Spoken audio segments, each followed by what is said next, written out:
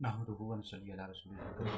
دیکھیں 11ویں شریف یہ اس سال ثواب ہے۔ حضور سیدی و مرشدی غوث العظم مقاتل حافظیت آل رسول اولاد حسنین سیدنا غوث العظم شیخ عبدالقادر جیلانی رحمۃ اللہ علیہ کے اس سال ثواب کا نام ہے، اور مسلمان قرآن پاک پڑھتے ہیں، کھانا پکا کر لوگوں میں تقسیم کرتے ہیں،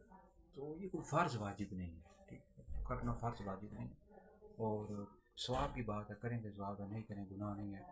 تو البتہ اسے روکنے وابیوں جو بدیوں کی نشانی ہے، ٹھیک ہے جی، اس حوالے سے ہمارے حیدری دارالفتہ علیہ سنت کو توجہات بھی موجود ہیں، اور حیدری ریسرچ سینٹر کی ویڈیوز وغیرہ بھی موجود ہیں، ان کا مطالعہ کریں، شیئر کریں، یہ آپ لوگوں کے لیے بہت بڑا صدقہ جاریہ۔ بہرحال 11ویں شریف کریں جی، اس ثواب کی بات ہے، ٹھیک ہے، ہو سکتا ہے کوئی سال ثواب کرے، زیادہ سے زیادہ